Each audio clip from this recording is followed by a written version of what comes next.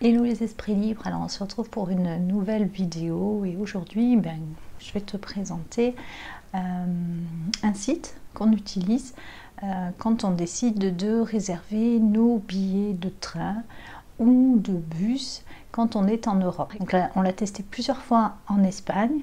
On n'a jamais eu aucun souci au niveau de la réservation, au niveau du paiement. Donc tu n'es pas obligé d'imprimer les billets. Il suffit que tu les enregistres sur ton téléphone et tu peux les présenter. Donc c'est un site, ma foi, que je trouve qui est fiable. Donc moi je te partage mon expérience par rapport à l'Espagne. Donc il n'y a eu aucun problème pour réserver, que ce soit le train ou le car.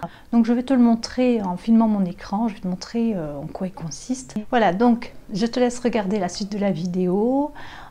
Sinon on se retrouve demain pour une nouvelle vidéo, toujours dans ce défi d'une vidéo par jour pendant 100 jours. Puis si tu as des questions, si tu veux que je réponde à une demande particulière qui tourne autour du voyage à plein temps, voilà, tu n'hésites pas, tu mets la question juste en dessous de la vidéo et puis ça sera peut-être le sujet d'une prochaine vidéo.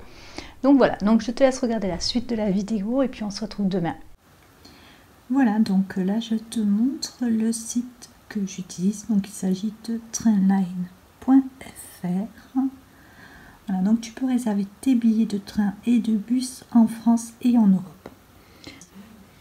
Bon, alors là j'ai sélectionné donc comme trajet, j'ai pris Jerez de la Frontera, hein, c'est ce que j'ai fait dernièrement, hein, puisque c'est celui que nous allons faire le 9 janvier. Donc on quittera Jerez de la Frontera, on ira jusqu'à Madrid. Donc quand j'ai sélectionné donc cette date avec cet horaire là à partir de 18 h, donc le nombre de passagers qu'il va y avoir, si on est plusieurs, il suffit d'ajouter un plus.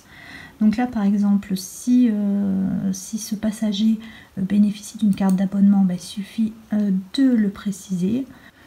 Tous les abonnements, donc il suffit d'ajouter la carte qui correspond.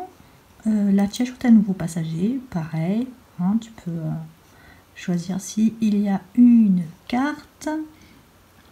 Donc comme j'ai fait ça, il suffit ensuite de faire rechercher. Et là maintenant, voilà, j'ai tous les trajets qui sont disponibles à ce moment-là s'affichent. Là en l'occurrence, tu as des trajets qui se font également en train, moitié car, donc ça c'est possible. Trajet suivant, tu peux regarder ce qu'il y a si tu veux partir à une autre heure. Donc voilà, ça t'affiche tous les trajets. Sur l'autre côté, voilà, tu vois les détails par rapport à ton trajet, à quelle gare tu vas t'arrêter.